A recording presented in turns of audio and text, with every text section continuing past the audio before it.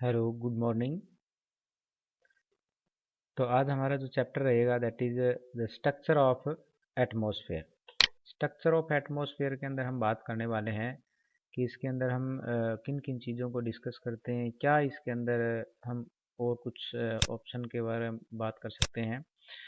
जैसे कि यहाँ पर यदि हम बात करें स्ट्रक्चर ऑफ एटमॉस्फेयर, मतलब क्या है कि वायुमंडल का जो संगठन, इसकी जो संरचना है वो कैसी है। पिछली वीडियो में आपने देखा होगा कि हमने इसके संगठन के बारे में बात किया था। आज हम बात करेंगे स्ट्रक्चर ऑफ एटमॉस्फेयर। जैसा कि आप सभी जानते हैं कि हमारी जो अर्थ है, जैसे कि हमारी सपोज ये हमारी अर्थ है, इसकी चारों जो लेयर पाई जाती है, ठीक है, डिफरेंट जो लेयर है जिसके अंदर डिफरेंट डिफरेंट टेम्परेचर हमें देखने को मिलता है।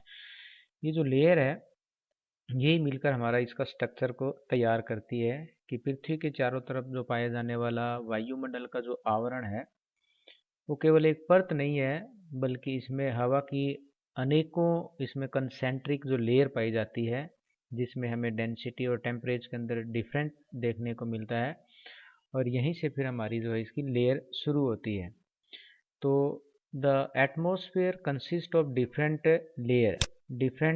Layer which varying density and temperature, यानी कि जिनमें घनत्व और तापमान के अंदर जिसमें परिवर्तन या अंतर पाया जाता है। किस किस में? घनत्व के अंदर यानी कि डेंसिटी में और टेम्परेचर में। The density is highest near the surface of the अर्थ, यानी कि हमारा अर्थ का जो सरफेस है, ये जैसे कि हमारी ये अर्थ है, इसके चारों ओर यानी कि इसका जो क्लोजेस्ट जो एरिया है, यहाँ पर हमें डेंसिटी इसकी ज़्यादा मिलती है। किसकी? एयर की। And decreases with the increasing altitude, और जैसे जैसे ऊंचाई बढ़ती है, मान लीजिए यहाँ से जैसे जैसे हम ऊपर की तरफ जाते हैं, जो डेंसिटी है हमारी एयर की वो कम हो जाती है। The column of the atmosphere is divided into 5 different layer. कितने लेयर्स के अंदर? 5 different layer, depending upon the temperature condition. वो जो लेयर जो हम इसको अलग अलग कैटेगरी के अंदर इसको डिफाइन करेंगे, वो अलग अलग टेम्परेचर के आधार पर बनाई गई है। तो चलिए हम डिस्कस करते हैं कौन कौन सी इसमें लेयर है।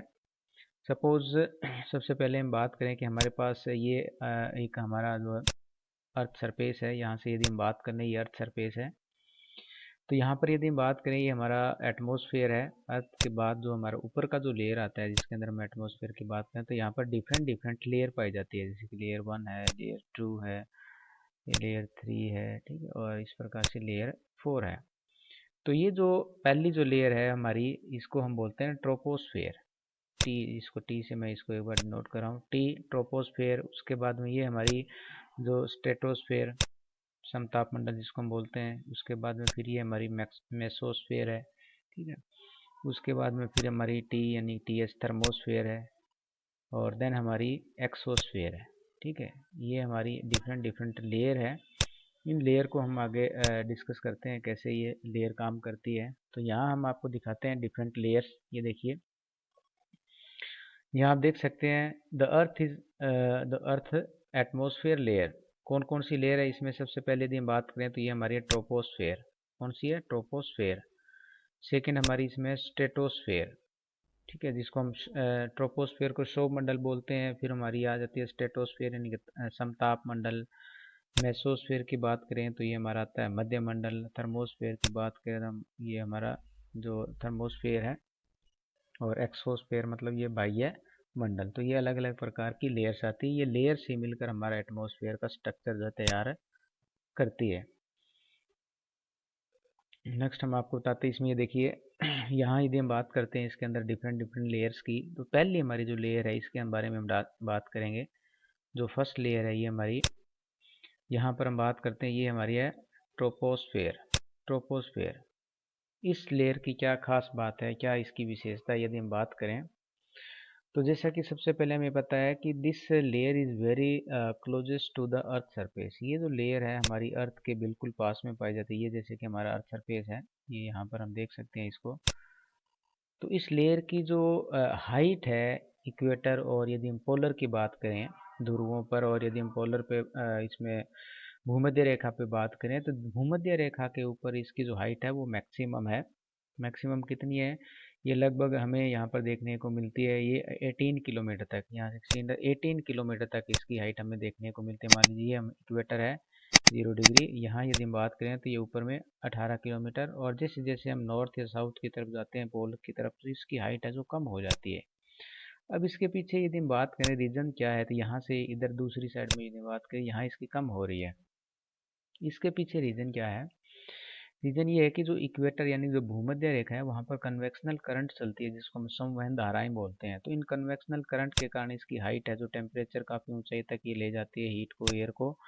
और इक्वेटर से जैसे जैसे हम पोल्स की तरफ जाते हैं, हमें पता है कि वहाँ जो है कन्वेक्शनल करंट नहीं चलती है, और साथ साथ में वहाँ पर टेम्परेचर भी कम रिसीव होता है। तो इसकी वजह से उसकी जो ऊंचाई है वो कम रह जाती है। उसके बाद में यदि हम बात करें कि यदि पूरे वायुमंडल का यदि हम उसकी बात करें वॉल्यूम की उसकी, तो पूरा जो वायुमंडल की जितनी गैस है उसका जो भार है वो 75%, यानी कि 75% है जो हमें इसके अंदर देखने को मिलता है। कौन किसमें? इस लेयर के अंदर, जिसको हम ट्रोपोस्फेयर कहते हैं, क्षोभ मंडल कहते हैं। इसके साथ साथ में जैसे जैसे हमें पता है कि इस पे हम जैसे जैसे ऊंचाई पर बढ़ते जाते हैं, व्हेन वी गोज हाइयर, तो उसमें क्या होता है कि इस लेयर में की ऊंचाई के साथ में टेम्परेचर में डिक्रीज आती है। यहाँ पे एक लाइन देख सकते हैं कि ये वाली जो लाइन है ये टेम्परेचर को शो करती है कि जैसे जैसे हम ऊंचाई की तरफ बढ़ते हैं टेम्परेचर के अंदर डिक्रीज आता जाता है। मतलब कहने का मतलब है कि ऊंचाई के साथ यहाँ पर टेम्परेचर डिक्रीज होता है। कितना होता है? तो 165 मीटर पर 1 डिग्री सेल्सियस जो तापमान कम हो जाता है, या यूँ कह सकते हैं कि 1 किलोमीटर ऊंचाई पर जाए तो हम 6.45 डिग्री सेल्सियस जो है टेम्परेचर कम हो जाता है। 1 किलोमीटर पे जाने पर कितना डिग्री टेम्परेचर कम होगा? 6.5। तो 6.5 है वो हमारा टेम्परेचर कम हो जाता है। तो इसका मतलब है कि 165 मीटर पे 1 डिग्री, और 1 किलोमीटर पे जाने पे 6.5 पॉइंट जो टेम्परेचर है वो कम हो जाता है। तो ऊंचाई बढ़ने पर यहाँ पर टेम्परेचर जो डिक्रीज होता है, गिरता है, इसी को हम बोलते हैं normal lapse rate. Normal lapse rate इसी को कहा जाता है। मान लीजिए आप कहीं हवाई जहाज में यात्रा करे हैं और पायलट ने आपको बोल दिया कि 12,000 किलोमीटर की ऊंचाई पर जाने पे, या 12 किलोमीटर की ऊंचाई पर जाने पर कि बाहर का जो टेम्परेचर है वो काफ़ी मतलब ठंडा है, या आप यूँ कह सकते हैं कि -55 डिग्री सेल्सियस है। तो आपको इसमें हैरानी होने की ज़रूरत नहीं है, क्योंकि जैसे जैसे हम अर्थ से ऊपर जाते हैं तो एयर का जो कंसंट्रेशन है, ठीक है, या डेंसिटी है, वो कम होती जाती है और धीरे धीरे वो विरल हो जाती है। इसके साथ साथ में यदि हम बात करें कि जितनी भी जो वेदर फिनोमेना है, वेदर फिनोमेना मौसमीय जो घटनाएं हैं, वायुमंडलीय जो घटनाएं हैं, सारी की सारी हमें इसी लेयर के अंदर देखने को मिलती है। यानी कि चाहे वो बादल का गर्जना हो, जो क्लाउड थंडरिंग हो, लाइटनिंग हो, रेनिंग हो, हैज हो, स्लीट हो, सारी की सारी जो घटनाएं हैं वो सभी इसी लेयर के अंदर हमें देखने को मिलती है। और इसके बाद जो है इस लेयर के ऊपर हमें एक ट्रोपोपॉज पाया जाता है, जो कि लगभग 1 से 1.5 किलोमीटर की एक पट्टी है, ठीक है। It is a belt about 1 to 1.5 kilometre in width. और यहाँ से फिर क्या, जितनी भी जो मौसमी जो घटनाएं हैं उसमें चेंज आना शुरू हो जाता है। So that's why it is called the roof of the weather change. मौसमी परिवर्तनों की छत इसको हम बोलते हैं, किसको? ट्रोपोपोज को। अभी नेक्स्ट जो हमारी लेयर है, जिसको हम वन बाय वन वहाँ डिस्कस करते हैं। ये देखिए ट्रोपोस्फेयर के बारे में हम आपको बताते हैं। ट्रोपोस्फेयर, जैसा कि अभी हमने डिस्कस किया, the troposphere is the lower most layer of the atmosphere. ये एटमॉस्फेयर की सबसे लोअर मोस्ट यानी कि अर्थ सरफेस के साथ लगती हुई लेयर है। Its average height is 13 kilometre. Average height कितनी है? 13 किलोमीटर। और एक्सटेंड रफली to the of 8 kilometre near the pole. Pole के पास में 8 किलोमीटर है, और यदि हम इक्वेटर की बात करें तो ये 18 किलोमीटर तक ऊपर में जाती है। The thickness of the layer troposphere is greater at the equator. Equator की इसकी थिकनेस सबसे ज़्यादा है, because heat is transported to the greater height by the strong convectional current. Strong convectional current जो संवहन धाराएं चलती है उसकी वजह से हीट को ऊंचाई तक ले जाया जाता है। और the layer contain dust particle, water vapour. उसके अंदर हमें क्या क्या देखने को मिलता है? डस्ट पार्टिकल भी है इसके अंदर, वाटर वेपर्स भी इसमें हमें देखने को मिलता है। जितने भी जो क्लाइमेट और वेदर से संबंधित जो चेंजेस आते हैं वो सारे के सारे इसी लेयर के अंदर होते हैं। और temperature in this layer decreases at the rate of 1 degree Celsius for every 165 metre in height. तो 165 मीटर की ऊंचाई पर जाने पर हमें 1 डिग्री टेम्परेचर यहाँ पर धीरे धीरे कम हो जाता है। और nearly all the water vapor and dust particle in the atmosphere are in the troposphere। सारे के सारे हमारे जो वाटर वेपर्स की बात करें, डस्ट पार्टिकल्स की बात करें, तो वो हमें ट्रोपोस्फेयर के अंदर ही देखने को मिलता है। तो इसीलिए that's why the most clouds are form in the lowest layer. इसीलिए ज़्यादातर जो क्लाउड्स की फॉर्मेशन है वो हमें निचले स्तर पर देखने को मिलते हैं। नेक्स्ट हमारी इसके अंदर जो लेयर है वो है स्ट्रेटोस्फेयर। स्ट्रेटोस्फेयर यानी कि जो समताप जो मंडल है, इसके बारे में। और जैसा कि मैंने बताया, स्ट्रेटोस्फेयर और ट्रोपोस्फेयर के बीच में एक हमें क्षोभ सीमा देखने को मिलती है जिसको ट्रोपोपॉज बोलते हैं। उसके बाद में बात करें स्ट्रेटोस्फेयर की, तो this layer is the second layer of the atmosphere. दूसरे प्रकार की या दूसरे नंबर की लेयर है। और ये ट्रोपोस जो फेयर है उसके बाद में, मतलब जो बात करें the troposphere the lowest layer right now below the stratosphere, इसके बाद में जो है स्ट्रेटोस्फेयर शुरू हो जाती है। The next higher layer above the stratosphere is mesosphere. इसके बाद में मेसोस्फेयर शुरू हो जाती है। अब यहाँ बात करते हैं कि the stratosphere is found above the stratopause. जैसा कि मैंने बताया था कि स्ट्रेटोपोज के बाद में जो है ये हमें देखने को मिलती है कौन सी, मेसोस्फेयर। लेकिन इससे पहले जो हम इसमें जो समताप मंडल जिसको हम बोलते हैं ये पाया जाता है। इसकी जो एवरेज हाइट है वो 20 से लेकर 50 kilometre above after the troposphere. यानी कि जो ट्रोपोस्फेयर है उसके बाद में ये 50 किलोमीटर तक हमें देखने को मिलती है। इसका जो सबसे इम्पोर्टेंट बात ये है, it contains the ozone layer.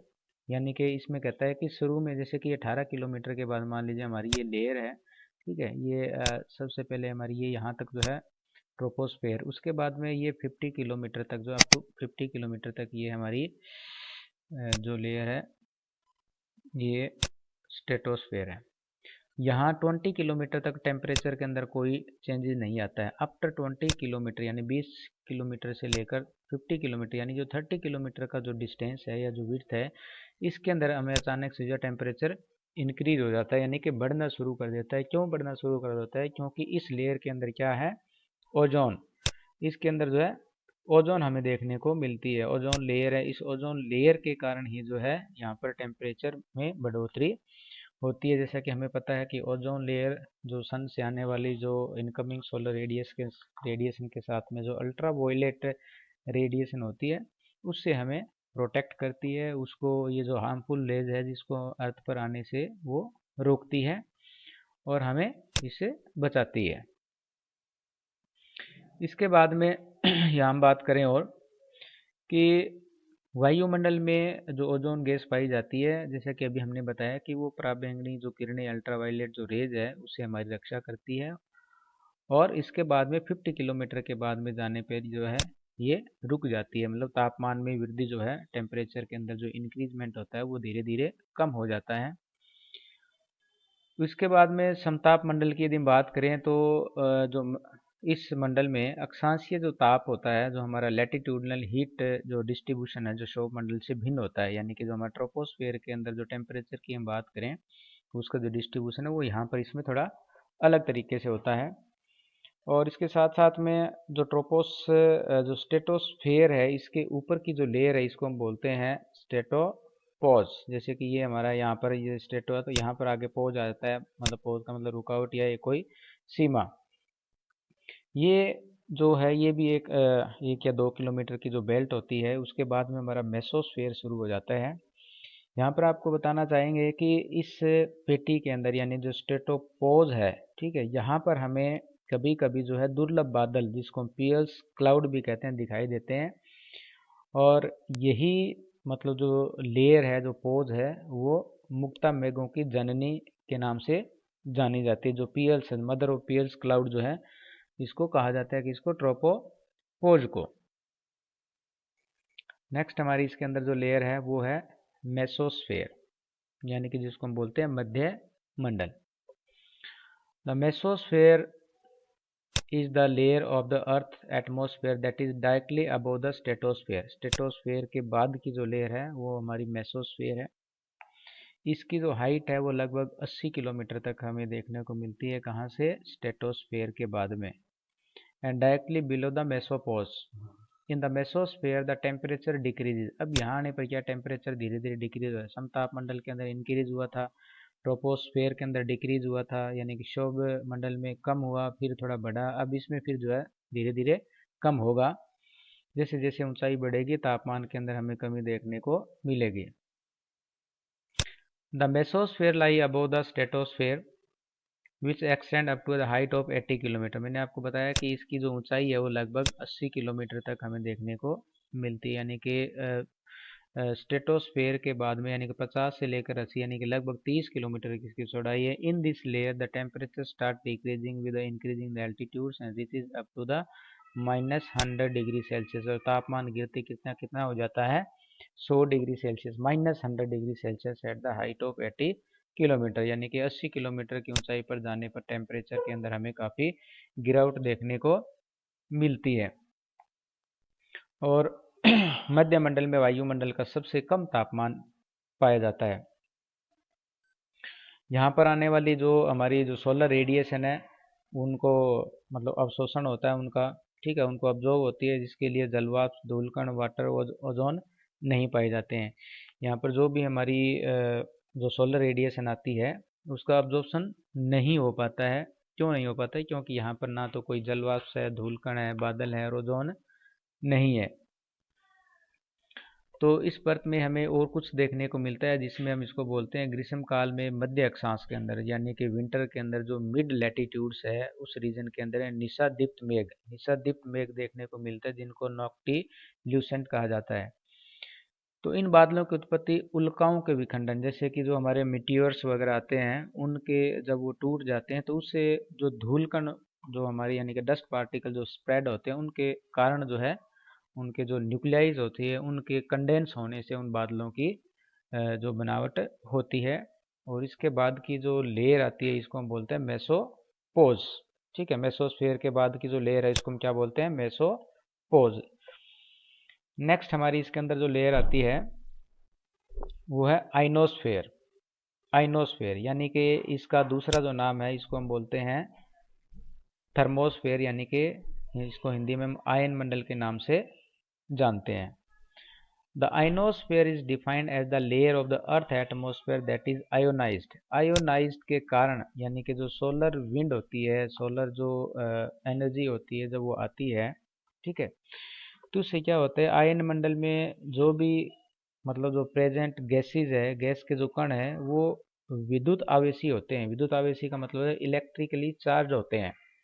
और इन विद्युत अवशेषित कणों को आयन कह देते हैं। क्या कहा जाता है इसको? आयन। इसीलिए इसका नाम आयनोस्फेयर के नाम से इसको जाना जाता है। आयन मंडल इसको हम कहते हैं। इलेक्ट्रिकली चार्ज होते हैं और जो कण होते हैं उन्हीं को हम आयन बोलते हैं। और ये जो आयन होते हैं विस्मयकारी विद्युत और चुंबकीय घटनाओं का कारण बनते हैं, यानी कि जो भी हमें इलेक्ट्रोमैग्नेटिक या जो भी कुछ इस प्रकार की जो फिनोमिना अकर होते हैं उनके पीछे कारण क्या है? ये सिर्फ आयन ही है। By the solar and cosmic radiation, it lies up to 750 to 1000 kilometre, यानी 75 से लेकर 1000 किलोमीटर तक ये पाई जाती है। The ionosphere is located between 80 and 400 kilometre. तो आइनोस जो यानी कि जो आयंस है जिसको हम इस लेयर को वैसे तो थर्मोस्फेयर के नाम से जानी जाती है ये, लेकिन जो आयंस होते हैं वो 80 से लेकर 400 किलोमीटर की ऊंचाई पर पाए जाते हैं, जिसके कारण इसको हम आइनोस के नाम से या आइनोस्फेयर कहते हैं। It contain the electrically charge particles. ये देखो मैंने बताया था electrically charge particle known as ion. Ion क्या होता है? इलेक्ट्रिकली चार्ज पार्टिकल, विद्युत आवेशित कण होते हैं, इसको हम बोलते हैं हिंदी में। And hence it is known as the ionosphere. The radio waves transmitted from the earth are reflected back to the earth। यहाँ से क्या होता है कि जो रेडियो की जो वेव्स होती है जो अर्थ से ट्रांसमिटेड की जाती है, ठीक है, वो वापस इसी एयर से या इसी लेयर से जो वापस अर्थ को रिफ्लेक्ट कर जाती है, तभी हम एक दूसरे देशों के प्रोग्राम जो रेडियो के अंदर सुन सकते हैं back to the earth by this layer. तो temperature here start increasing with the height. यहाँ से फिर जो टेम्परेचर धीरे धीरे बढ़ना शुरू हो जाता है। एक यहाँ इसकी खास बात हो रहा है कि यहाँ पर हमें अरोरा बोलिसिस और अरोरा ऑस्ट्रिलिस के दर्शन होते हैं। ये क्या है कि आर्यमंडल में उत्तरी ध्रुवीय प्रकाश जो नॉर्थ जो हेमिस्फीयर है, जो नॉर्थ पोल है इसके पास में और साउथ के अंदर यानी दक्षिणी जो हेमिस्फीयर है यहाँ पर हमें ध्रुवीय प्रकाश के दर्शन होते हैं, जिनको हम उत्तरी गोलार्ध के अंदर इसको उत्तरी ध्रुवीय प्रकाश और दक्षिण में इसको दक्षिणी ध्रुवीय प्रकाश के नाम से जानते हैं। ये कुदरत की दिवाली कहा जाता है इनको, जो ध्रुवीय ज्योति होती है इनको कुदरत की दिवाली के नाम से जाना जाता है कि आयन मंडल में वायु में एक अजीब सी चमक होती है। आयन मंडल से हम ऊपर जाते हैं 400 किलोमीटर की ऊंचाई पर, तो वहाँ पर जो वायु होती है उसमें अलग प्रकार की अजीब सी चमक होती है, और वही जो है एयर ग्लो इसको कहा जाता है, एयर ग्लो। और सूर्य से आने वाली जो शक्तिशाली विकिरण यानी कि जो सन रेडिएशन आती है, ऐसे आयन मंडल में विद्यमान जो आयन होते हैं वो एक्साइटेड हो जाते हैं, उत्तेजित जिसको हम बोलते हैं, और अद्भुत प्रकार से दमकने लगते हैं। यानी कि जैसे ही वो जो आयंस होते हैं, ठीक है, या एयर होती हैं, जैसे ही उसके ऊपर, मतलब कहने का मतलब ये है कि ये हमारा जैसे कि सन है, ठीक है, यहाँ से जो हमारी जो सन रेज आ रही है, और जैसे ये सन रेज इन आयंस के ऊपर या इन एयर्स के ऊपर पड़ती है तो ये धीरे धीरे चमकने लगती है। तो इन्हीं चमक के कारण, ठीक है, वो उत्तरी और दक्षिणी गोलार्ध के अंदर हमें ये इस प्रकार की जो प्रकाश दिखाई देता है, इसी को हम ऑरोरा बोलिस और ऑरोरा ऑस्टलिस के नाम से जानते हैं अभी। इसके अंदर फिर अलग अलग प्रकार की लेयर्स हमें देखने को मिलती है, जिसमें डी परत है, ठीक है, ई परत है, एफ परत है, ये भी इसी जो आयन मंडल है इसके अंदर हमें देखने को मिलती है। इसमें कौन कौन सी, एक तो हमारी है ई परत, ठीक है, ई लेयर जिसको हम बोलते हैं, इसकी जो हाइट है वो 80 से 80 टू 90 किलोमीटर के बीच में ये हमें देखने को मिलती है। ई जो है 80 टू 90। इसके बाद में दूसरी हमारी है जो ये जो डी परत है, ये डी 80 टू 90, ई है वो 90 से लेकर 160, ठीक है, ये यहाँ पर जो है डी परत है। उसके बाद हमारी ई परत है, ये 90 से लेकर 160, और उसके बाद एफ जो लेयर है वो 160 से लेकर 640 किलोमीटर यानी 640 किलोमीटर की ऊंचाई पर हमें दिखाई देती है, जहाँ से रेडियो की जो शॉर्ट वेव्स है, लघु जो तरंगे हैं, वो वापस अर्थ की तरफ रिफ्लेक्ट कर दी जाती है। और ई और डी से जो मीडियम प्रकार की जो लेयर है जो रेडियो की, वो वापस रिफ्लेक्ट कर दिया जाए टूवर्ड द अर्थ, जिसके कारण हम क्या कर सकते हैं कि जो हम रेडियो के अंदर जो भी प्रोग्राम चलते हैं वो मीडियम वेव, शॉर्ट वेव्स, ठीक है, ये होती है, तो वो हमें दूसरे देशों की या एक ही देश के अलग अलग हिस्सों की जो बातें हैं वो हमें सुनने को मिलती है। नेक्स्ट हमारे इसके अंदर आता है एक्सोस्फेयर। एक्सोस्फेयर जिसका नाम है कि बाह्य मंडल। The exosphere is the upper most layer या upper most region of the earth atmosphere as it is gradually fade into the vacuum of the space. इसके बाद में की जो एक्सोस्फेयर है, ये कहते हैं कि यहाँ तक 4 लेयर है, उसके बाद में 5वीं जो लेयर एक्सोस्फेयर का मतलब है कि वो सबसे बाहरी परत है, जो आगे जाकर जो है स्पेस के अंदर, मतलब खाली जो हमारा जो स्पेस पड़ा है उसके अंदर जो है वो मिक्सअप हो जाती है वैक्यूम के अंदर। तो air in the exosphere extremely thin, यहाँ पर जो हवा बिल्कुल पतली हो जाती है, और in many way it is almost the same as the airless void of the outer space. और ऐसे लगता है कि हमारा जो आउटर स्पेस होता है, जहाँ जिसमें बिल्कुल भी एयर नहीं है, बगैर ही हवा के वो खाली है, वैक्यूम जिसको बोलते हैं। The upper most layer of the atmosphere above the thermosphere is known as the exosphere, यानी कि जो थर्मोस्फेयर के ऊपर की जो लेयर है, जो हमें यूनिवर्स तक या जो हमें स्पेस के अंदर मिक्सअप हो जाती है, उसी को हम एक्सोस्फेयर के नाम से जानते हैं। This is the highest layer but very little is known about it. ये सबसे ऊंचाई पर पाई जाने वाली वो लेयर है, लेकिन हमें इसके बारे में कोई इतनी ज़्यादा ज्ञान या इसके बारे में इतनी नॉलेज नहीं है। तो इस पर्थ में लगभग 300 डिग्री सेल्सियस से 1650 डिग्री सेल्सियस के बीच में यहाँ पर टेम्परेचर में पाया जाता है। आप कह सकते हैं कि यहाँ पर इतनी बड़ी मात्रा के अंदर टेम्परेचर पाया जाता है, तो इसका मतलब क्या है कि क्या वो इतना टेम्परेचर हमें कैसे फील होता है कि नहीं होता। तो मैंने आपको शुरू में बताया था कि अर्थ की जो लेयर है उसका जो लोवेस्ट जो पार्ट है, यहाँ पर हमें डस्ट पार्टिकल, वाटर वेपर या एयर गैसेज हमें देखने को मिलती है, और जैसे जैसे हम ऊपर जाते हैं ये क्या हो जाती है, डिसअपियर हो जाती है। तो इसके कारण जितना भी जो टेम्परेचर हमें रिसीव होता है ऊपर में,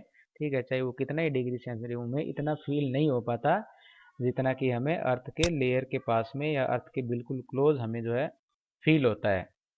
जैसा कि जून जुलाई के महीने में टेम्परेचर 50 डिग्री तक पहुंच जाता है, वो हमें इतना फील नहीं होता जितना जुलाई अगस्त में 35 डिग्री टेम्परेचर भी हमें फील होता है, क्योंकि उसमें हवा के अंदर ह्यूमिडिटी होती है। तो इसी वजह से वहाँ पर मतलब ह्यूमिडिटी नहीं है, वाटर वेपर नहीं है, डस्ट पार्टिकल नहीं है, गैसेज नहीं है, जिसके कारण जो है वहाँ पर हमें बहुत कम टेम्परेचर जो फील होता है, लेकिन उसकी डिग्री भले ही चाहिए हज़ारों में हो, लेकिन वो हमें इतना अधिक फील नहीं होता है। और यहाँ पर हमें बहुत कम गैसेज मतलब देखने को मिलती है, जिसके कारण इस लेयर के बारे में अभी और भी खोजें चल रही हैं। वैज्ञानिक मतलब अलग अलग तरीके से इसके बारे में जानने की कोशिश कर रहे हैं।